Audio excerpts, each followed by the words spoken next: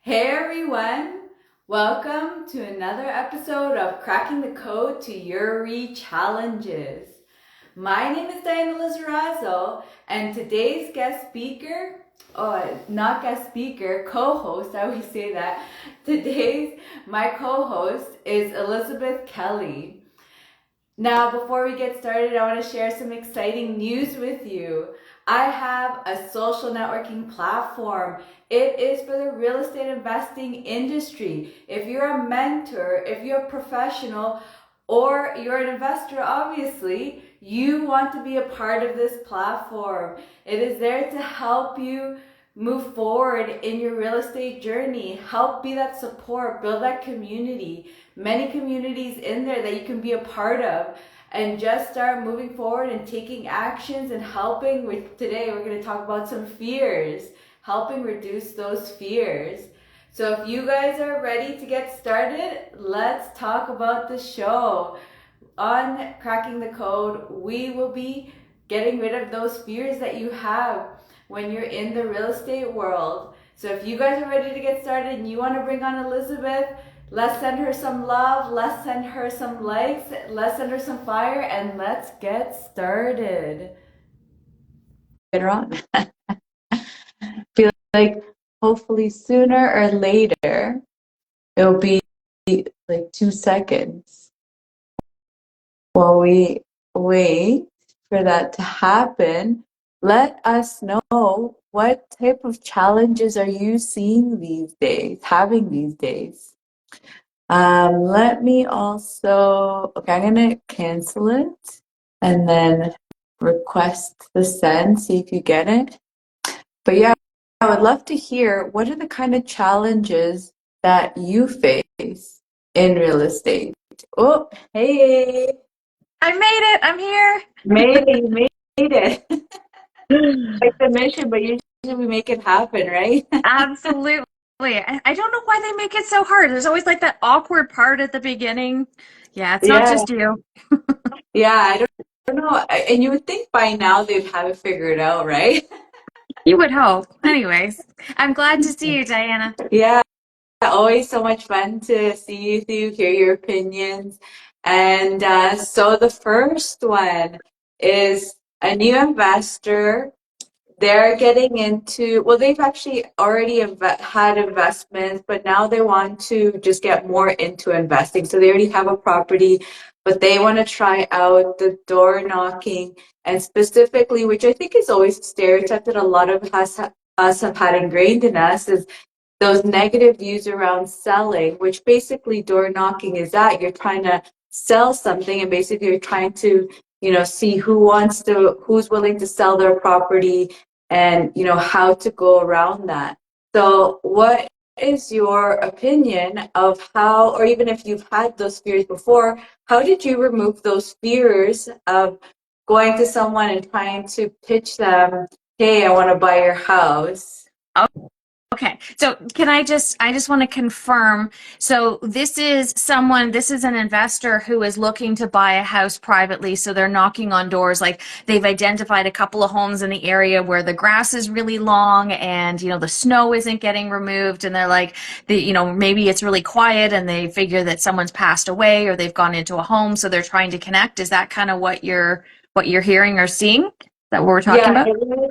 it's they wanna do specifically the BRRRR strategy. So yeah, they're looking for houses that are distressed, and wanting to see if they can basically find something that's even better than going to realtors. So I think mainly giving themselves both options, and they just want to try it out to see what it's like to be able to find a house privately. Gotcha. So the first thing I do, because I have done this before, and I personally I view it as a challenge, right? To see, I'm like, okay, I'm a private detective, because it's all about mindset. It's all about psyching yourself up. So I'm like, okay, I'm a private detective. I want to gather as much information as I can before I talk to this person to see kind of what the situation is. So when I've been in situations like this, usually it's properties that I see when I'm walking around my neighborhood, And the first thing I try and do is I try and talk to the neighbors, because it's easier to talk to the neighbors about somebody else than it is to talk to someone about themselves, right? So I'll knock on the neighbor's door, I'll see them outside, and I'll say, hey, I've been walking by. I noticed this house. There's never anybody here. You can see it looks run down. Like, do you know what the situation is? 9 times out of 10, they'll be like, yeah, this person is in a home, or this person's passed away. It's sitting in probate somewhere. So that tells me, it gives me context for how I'm going to approach the people. So you could do something simple, like if someone is still collecting the mail, then you could put something in their mailbox of the house. But the more you know, the easier it is to kind of position yourself. I mean, there have been situations. There's a home in my neighborhood right now that I'm keeping an eye on, and it's a double lot. So every time I go by, I just make a point of saying hi to them. And every time I see them, I stay and I chat a little bit longer and a little bit longer and a little bit longer, because I have my eye on this. Now, it's different if you're literally like, I want to come in and make an offer. Sometimes it can be easier to put a letter in and then follow up on that, so that it's not the first time you're knocking at the door, because people are really suspicious now. Like, people don't like answering the door anymore. Nobody likes meeting people face to face. So sometimes it's dropping a letter by and say, hey, I'll come by in the next couple of days, so that they have something to say, okay, this is legitimate. I saw this letter and now this person's here. Might make them a little more willing to open the door and have a conversation with you. Mm-hmm. I love it. And I think even just kind of like you're also indirectly saying, which I think is a really good point, is having patience, because it's not going to be that first time they're going to sell it to you. Even you may go many, like 20 times, and that house just never gets sold to you. And there be many, right? Because you're also, like you're saying, practicing, right? Yeah, I think you also start like first time will be a little rough, right? A little rough around the edges of the way you pitch yourself, Yeah. right? And having that patience to learn even how they behave around you and kind of get tips on, okay, I should probably say this way next time. This didn't come off as well as I expected. And like, also taking it as a learning experience. Like you said, it's because you're going to have to adapt and change and evolve to how it's going to be, especially if it's your first time. So I love that, because I think patience, I feel like with door knocking or wholesaling, that is really, I think patience is the key, and not thinking that you're going to find that property to buy within a month or 2 months, maybe even like I remember I had my first one. It was actually pretty much at the 6 month mark, 6 to 7 or 8 month mark, where I was able to get mine. And but having that persistence and that ability to keep on learning from your experiences, and kind of not getting shut down by maybe the negativity or things like that, or working around it. Like, I have to say personally, for me, I've never done the door knocking. I actually partnered with someone, but I realized, surprisingly, I didn't know I had the skill that I'm pretty good at negotiating. Mm-hmm.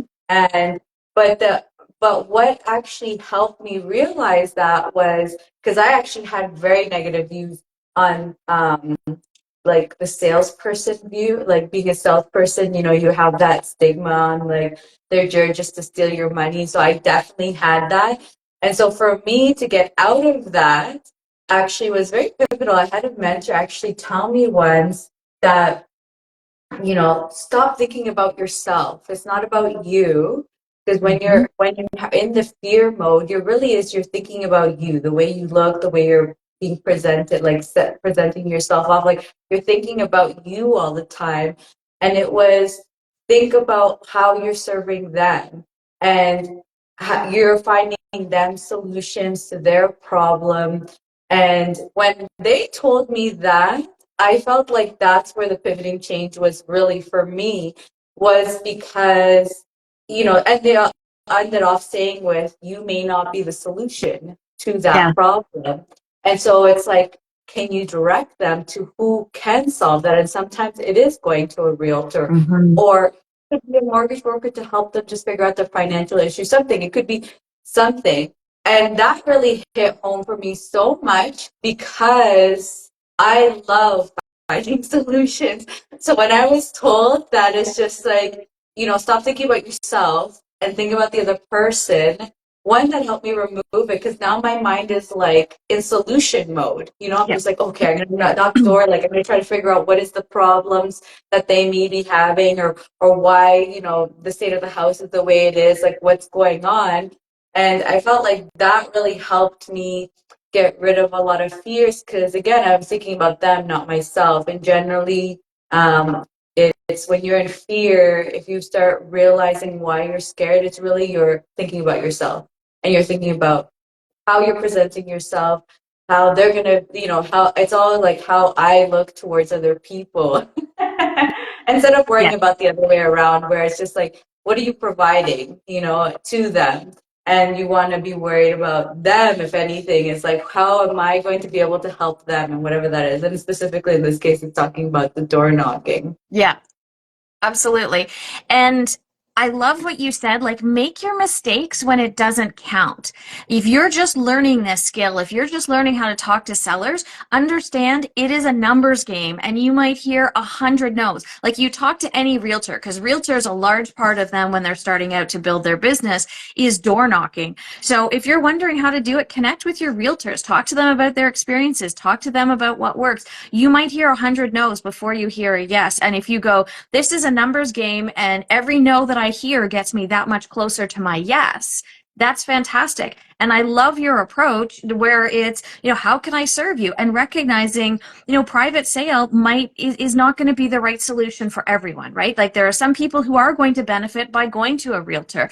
And if you talk to any wholesaler, they might drop thousands and thousands of flyers and they get a very small fraction of people who respond. But the ones who do are looking for something specific. So making sure you understand what the benefits are for somebody to sell directly for you. And you don't have to clean out your house. You don't have to decide what to do. You don't have people tromping through and, looking at all your stuff. You don't have to come up with money to do any, repairs and renovations beforehand. It's literally, give me the keys and walk away. Mm-hmm.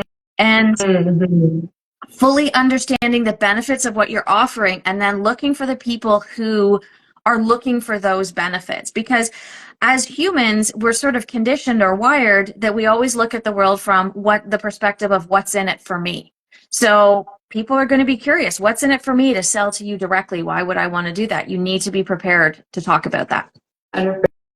And actually, even I think another tip that might be good that I just remembered that I did at the beginning was I started going through Kijiji ads actually of people selling, and I would just practice talking to them. And because, I am a buyer, that I would just start forming, okay, as a buyer, what do I want? And then like that, and then forming, okay, what do they want? And figuring out what it is, like what's the reason why they're selling. And then like that, even I felt like that at the beginning helped, because you can probably do a lot more calls from Kijiji and start learning even your strategy through there, that prepares you to go through the door knocking phase of actually going and going there, or like you said, or even how to write that letter out, and being a little bit more strategic, because like you said, you may not want to put all your letters out everywhere, because there may be like you want to put the house that actually probably give you the most potential. And so you also want to be conscious of that type of thing too. Yeah, absolutely. It's about practice. You're not going to be perfect the first time. You have to let go of that idea that you are going to have this perfect negotiation with the perfect prospective client. Like, let that go. There's tons of resources out there, lots of things you can read, lots of amazing books, and they have currently left my brain, but there's, The Art of Negotiation and, Getting to Yes, and some of the other great books that are out there. If you are not really comfortable with negotiations, if you're not like you, where it's your superpower and it becomes sort of innate, then it's a skill that can be learned. It's not like athleticism, whether you're either born with it or you're not. You can become a great negotiator, even if you're starting from a place of where you're not. Mm-hmm, mm-hmm. Yeah, I also loved, I read the book Splitting the Yeah. Difference. That one was also one that I really fell in love with. And yeah, I don't think mine, it was innate. I just think when my perspective was changed, I felt like that just made it so much easier for me to actually go for the sell it, trying to help, because I went more in the helping aspect, which kind of helped me, change my perspective. Yeah, So let's absolutely. Yes. It's funny because I'm part of an elite coaching program, and my coach this week said basically you get back what you wish for others. So what you wish for others is what you get. So when you approach things from the perspective of how can I help you? I want to make your life better. That's a pretty amazing energy to get back again, isn't it? 100%. Yeah, exactly. So now let's move on to the subletting. So this person, they ended up finding out, they were searching online, and they end up seeing that there's a listing for their house for a room for rent. And the landlord has a tenant in there, and they said that, and so they realized, that their tenant is subletting it. And they said in the lease that they don't allow subletting. So that was kind of interesting for me because I don't think you cannot allow it. But anyways, I'm gonna ask you because I've actually never done a sublet. But so they said, yes, they said that in the lease they had written that they can't, that they don't allow subletting. And so now their question is that they have a very good relationship with the tenant. The tenant is paying on time, everything is good. And so they're wondering, should I let it slide and not say anything? Or should I stop them and enforce the agreement? Gotcha. Okay, so just to clarify here, I'm not a paralegal, so I'm going to share information from my experience. If you are actually in this situation, I would recommend you contact a paralegal. But here's my understanding of this situation, and I have not been in this situation either, so I'm just speaking from my time as a property manager. So subletting is technically taking the entire space that someone is renting and renting it to somebody else, with the original person still being on sort of responsible, right? So as a landlord, I have the right to say, if you want to sublet, if you want to have somebody take over, then I have the right to say no to that. And then if I deny that, then they have the right to move out with 30 days notice, I think it is. So, but in this situation, what it sounds, the person that is subletting, like if you say no to the person that wants to sublet, they can't yeah. come in, you're saying, right? Yeah. So like, let's say Bob is renting my apartment, and if Bob gets transferred for work, so there's a difference between a sublet where the original person is still there and, um, and basically That's fine. finding a tenant to replace you to live out the rest of your term. But let's say Bob says, I have to travel for work for 3 months. I found this person who needs somewhere to stay for 3 months. So I'm going to sublet to him for 3 months. My understanding is, if you're the original person on title and you're subletting, you're still responsible for making that, and then someone else is coming to you. You as the landlord or owner have the opportunity to decide if you want to allow that or not. That being said, if they're talking about renting a room, so let's say Bob is renting a 3-bedroom house and the landlord came across a room that is for rent, that is not subletting. That is Bob renting out a room in his space to make additional income, as long as Bob is still in possession of that. So my understanding is that is legal. That's basically him choosing to have a roommate, and that is entirely legitimate. Oh, interesting, interesting. The key would And be whether Bob was living there or had moved out. Now, if the situation is but the Bob has moved person out is and is living there. renting out all the rooms, that is something completely different. But if Bob is still living there and just renting out one room, he's allowed to do that. He can have a roommate. Nobody can say anything.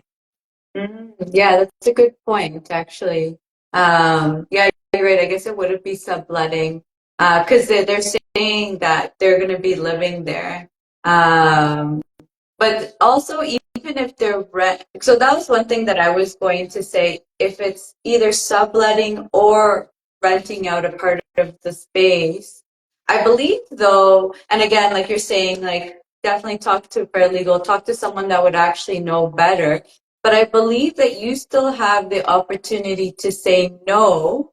And the only thing is that it has to be a valid no. So it can't be just because you don't want it. Like it Mm-hmm. has to be actually like they don't meet my criteria for da da da da da, and you need to find someone that has da da da da da. So Yeah. I felt like in that, yeah, go on. I was just going to say, in a roommate scenario, I don't think the owner has any right to say anything, because the roommate scenario circumvents the Residential Tenancy Act. So if Bob is renting from me and Bob is on the lease and he decides to have a roommate, he can have a roommate. If that roommate is not on the lease, then if things go south with the roommate, Bob can call the police and say, hey, I've given this person notice. I've given them, 5 days, or I've given them a month's notice or whatever. They won't leave. I need you to come and hold the line and enforce that this person is leaving. They're a roommate. They're not on the lease, and I want them out. So that is completely different than if there are two tenants who are both on the lease and they're having problems, or one of them wants to leave. That's a very different scenario. Oh, interesting. So actually, now that you said that, I'm curious on your opinion, because someone suggested that they put them on the lease.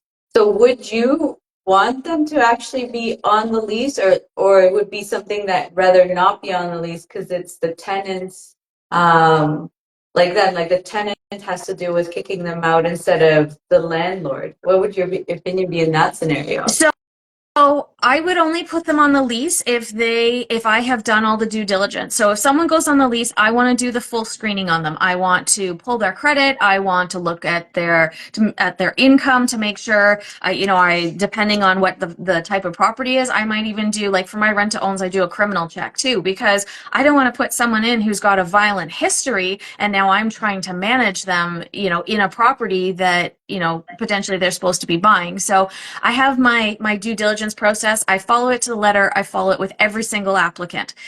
And if they're going on the lease, then they have to pass the application process. If they don't pass the application process, then I'm going to say to my tenant, you can have them here, but they're not on the lease.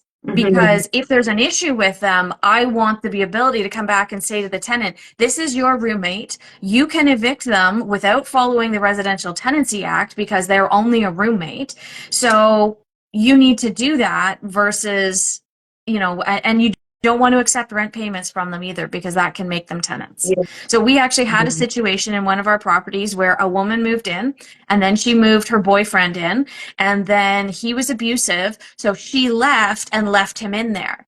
And in that situation, technically he's a squatter. He's not a tenant. So we made sure we didn't accept any rent. Not that he offered any rent. He just anticipated squatting there for as long as he wanted. So we called her and we got a paralegal involved, and we basically said, listen, your name is on this lease and you have moved out and left this guy there who's destroying the place, who's getting in fights with the neighbors, who's, causing all kinds of disturbances. This is on you. You need to come back and take care of this. So she came back with the police and she got him out, and then she gave her notice and she left, which was great. It was kind of weird because she came back like a year later and was like, hey, can I rent from you guys again? We're like, no. That's a no. Yeah, but that drama, I don't think so. Yeah. And so sometimes it's advantageous to have someone in there as a roommate. You can still know that there is someone there and know that there's an additional person without putting them on the lease. Mm-hmm. And that's, I think, one other thing that I wanted to bring up is that at the beginning, when you bring in a tenant, I think always letting them know that the lines of communication are open, that they should be telling you if they're bringing someone instead of hiding it. So I wanted to kind of put that out there, and so I feel like that she knows, that she happened to find out. I think I would go and kind of in a nice way, making sure that I know that you're looking for someone to come rent it out, maybe sharing the options that are possible, like you said, want them on the lease, or is this something temporary that you want to deal with? And maybe also even letting her know what are her options if this happens. If she decides, like you said, it's a roommate situation, then even letting her know what are the options that is involved, so that she is fully aware of how she's going to handle those situations. If she plans to, and even giving advice, be like, hey, I would recommend checking these things out on this person so that you're good, or hey, I can do this for you. Check it, maybe not on the lease, but at least you know what kind of person you're bringing in, because maybe money issues is a problem, and you need help, and that's why this roommate's coming in, because maybe you lost a job, or maybe something happened, or maybe something happened and you need that kind of extra support from like someone coming in. So I feel like I would get involved, and although like that, I feel like I'd be like from the beginning. I feel like I always tell my tenants like, please let me know what's going on. I have more of the fears of like them like destroying the house because they think they have to pay for like a plumbing clog or something, or paying for something where it's like, no, it's that is my responsibility to make sure the house is maintained properly for you. So if something breaks, please tell me, so that it's not like the house caves in because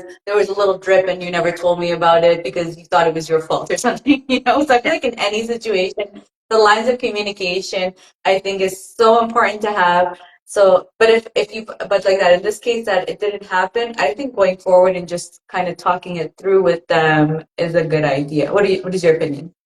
I like that, and definitely in a perfect world, you do have that communication.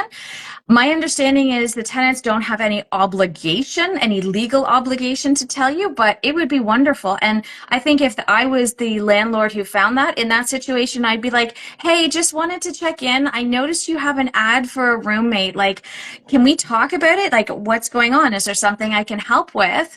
And then it would be like, listen, like I'm a landlord, I'm a landlord. I have some screening processes. Can I help you find someone who's the right fit? Like, can I share with you my process? Because the last thing you want to do is move somebody in who's not going to be the right fit, who's not going to pay, who's going to cause issues, who's going to be disruptive, or who's going to damage. Because at that point, it's not just my walls I'm worried about, it's their personal belongings. Like they need to feel safe leaving the house and leaving their personal belongings behind.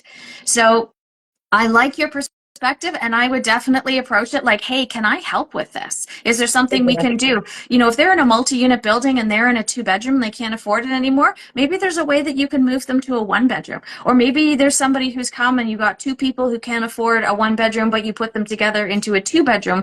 But it is about that communication, like you said, and it's about trying to figure out what works without being intrusive, because there'll be some people who'll be like, oh, I'm so glad, I really appreciate your help, like, I'm so embarrassed, I'm in this situation, I lost my second job, and those are the people you'll be able to help. And there'll be other people who will just be like, no, I don't want your help, go away, mind your own business. And you can't take that personally either, because that's about them. That's not about you. That's not a reflection on you. All you can do is offer your help and your support to try and make the situation work.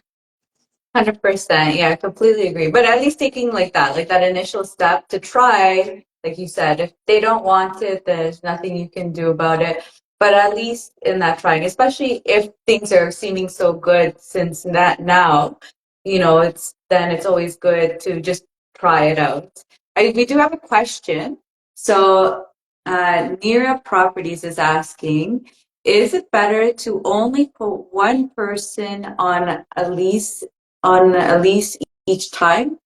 Seems better for evictions if it gets to that. What are the downfalls? Do you want me to take that one? Yeah. So in my experience as a property manager, if I have multiple people living in the unit from the day of possession, I prefer to have everybody on the lease. So if they're over 18, I want them on the lease. And I can list additional occupants without making them tenants, but I prefer to have everybody on the lease. I want their driver's license. I want their contact information. I want to know who's in my units or who's supposed to be in my units, because in the event, and we've had this happen a few times, in the event there's a fire, I want to know how many people should we be looking for? How many people do we need to make sure are safe? I want to make sure that I don't have a situation where I've got overcrowding and I've got 15 people living in a bachelor apartment. I want to try and avoid those kinds of circumstances. But I also want to know from a collections perspective, how many people, if I need to serve paperwork, how many people am I actually talking about here? And what are my opportunities of being able to recapture any unpaid rent or any damages? So I want to know who's in my units. Yes, I put everybody on the lease.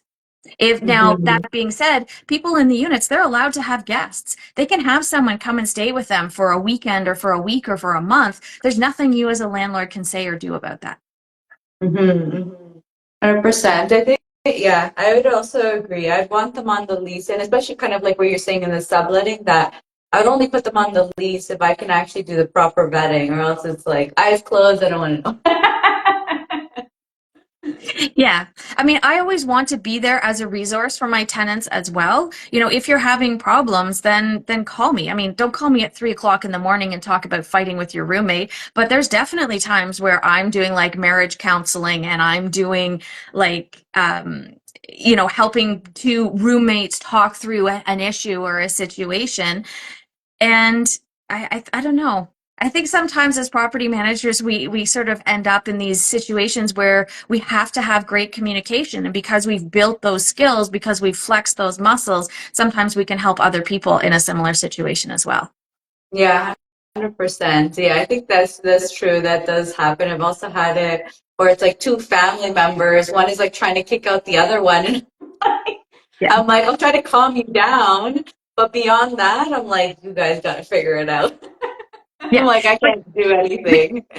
you can certainly advise them like, listen, you're both tenants on this. You have equal right to be here. So if one person is leaving, then you need to follow the proper process. If you're moving out, you need to sign an N11 and you need to submit it to me if you want to be removed from the lease. You don't just take off and not tell anybody. You can't do that Mhm. because you are Mhm. equally responsible for making sure all of the rent gets paid.